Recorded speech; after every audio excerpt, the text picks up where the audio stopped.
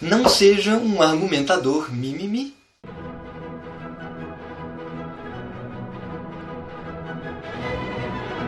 Bem, esse vídeo é na verdade um complemento, um adendo para um vídeo que eu já fiz. E eu decidi fazer ele porque é o vídeo mais polêmico do meu canal, é o que recebe mais comentário, é o que recebeu mais joinha para baixo. E eu acho que isso aconteceu por duas principais razões. Bom, primeiro, o vídeo é esse aqui, é o vídeo sobre inversão do ônus à prova não ser proibido. E ele é polêmico por duas razões. Bom, a primeira razão de ele ser polêmico é que eu, de certa forma, critiquei as pessoas que acusam outras de inverter o ônus à prova. E como a maioria das pessoas que assistem meu canal são pessoas ateias agnósticas, ou seja, que usam muito esse argumento, ele ficou bastante polêmico. E a segunda razão, que eu acho que é a principal, eu acho que eu não consegui deixar muito clara a mensagem, o objetivo do meu vídeo. E eu vou correr o risco aqui de não conseguir fazer isso, mas eu pretendo conseguir, para tentar explicar a maioria das mensagens que as pessoas me mandam e eu tento responder. O objetivo do meu vídeo não foi diretamente criticar as pessoas que acusam o outro de inverter o ônus da prova. O meu objetivo foi preparar as pessoas que acusam os outros de inverter o ônus da prova a saberem explicar por que elas podem acusar o outro disso. Ainda mais hoje que está uma mania de usar falácia. Ah, você falou isso, mas não pode porque isso é falácia. Ah, não pode falar isso porque é falácia. Mas as pessoas muitas vezes não sabem explicar por que é uma falácia, né? Supõe que você acusa o outro, não, você não pode inverter o ônus da prova porque isso é uma falácia. Aí, vamos supor que é um debate religioso, aí o religioso pergunta: ah, mas por que eu não posso inverter o ônus da prova? Aí você fala: porque é uma falácia? Mas na verdade a pessoa está te perguntando por que é uma falácia. Não basta você dizer que é uma falácia, senão qualquer coisa vira falácia. Ah, você não pode falar isso porque isso é a falácia do peido. Ah, mas por que não pode? Ah, porque é uma falácia. E esse foi o objetivo do meu vídeo. Eu quis deixar claro por que inverter o ônus da prova normalmente é uma falácia, porque normalmente não faz sentido. Falácia é quando o argumento não faz sentido, quando ele não agrega, quando ele não leva a lugar nenhum. É isso que é uma falácia.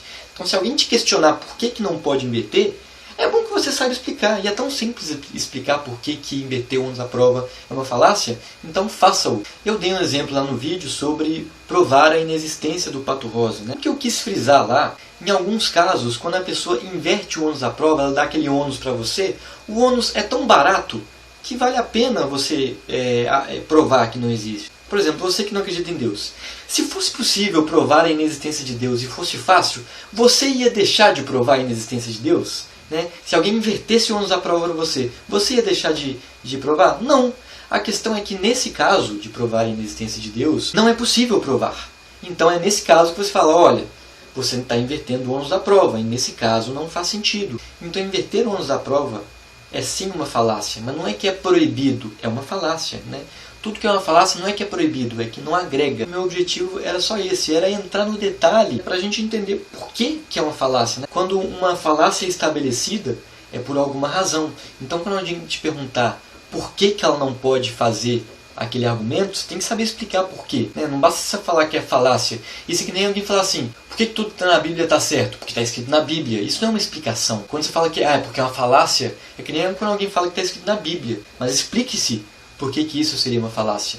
E para terminar, eu peguei aqui 3 comentários dos mais de 500 que tem, só para comentar. Um que colocaram foi assim: inversão do ônus da prova é intelectualmente patético. A pessoa tem razão, na maioria das vezes, nas vezes em que a inversão é feita, realmente é patético. Quando alguém pede para você provar a inexistência de Deus, isso é patético. Mas a gente tem que saber explicar por que isso é patético. Um outro comentário que colocaram foi assim: mas mesmo sendo viável, a procura não faz sentido. E eu não entendi muito bem esse comentário, né? Se é viável, então faz sentido, né? No caso que eu falei de procurar o pato rosa aqui, a inexistência dele, é viável e faz sentido. Por que não faz sentido? Faz sentido sim. A questão é que em muitos casos, na maioria dos casos, nos casos onde ele de fato acontece, não faz sentido. Mas a gente tem que entender por que ele não faz sentido. E um último aqui que foi bem interessante, que é mais filosófico, eu não vou dissecar esse comentário, mesmo porque ele tem muito a ver com um vídeo que eu já fiz. Ele comentou assim: não se prova que algo não existe, apenas se descarta a possibilidade por ser improvável. A primeira pergunta que eu diria para você é: defina prova. Eu falei um pouco disso no meu vídeo sobre a improbabilidade de Deus, a parte 2. Provar que coisas não existem, né? Apesar de que eu não vou dissecar esse comentário, que é muito interessante, eu ia falar que sim se prova que coisas não existem. Um exemplo muito simples que eu falo nesse vídeo é, por exemplo, você provar que não existem números ímpares em um conjunto de números pares. Você prova a inexistência de números ímpares. Por definição, é muito fácil. Então, em alguns casos onde o universo é bem definido, a gente consegue sim provar a inexistência. A questão é que no mundo real, no nosso universo, isso não acontece, né? Nos casos reais, nos casos do nosso dia a dia, provar a inexistência de fato não é possível. A gente só consegue provar a inexistência em universos que a gente mesmo cria. Eu falei disso um pouco no meu vídeo aqui. Bom, era isso. Espero do fundo do coração ter conseguido deixar um pouquinho mais claro qual que era o meu objetivo no vídeo. Bom, se der mais polêmica, eu depois faço a terceira parte desse vídeo. Um abraço e até a próxima. Que eu entendi que os ateus, os agnósticos, que normalmente acusam os outros de inverter o ônus da prova, inverter o ônus da prova para você, nem sempre ele vai ser sem sentido. Né? Naquele exemplo que dei, você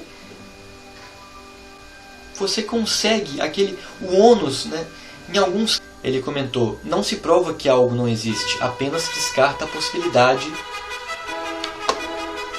Não se prova que algo não existe, apenas se descarta a possibilidade por ser improvável. Agora,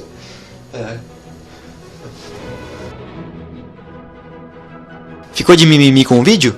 Ah, então dá um joinha aí e até a próxima.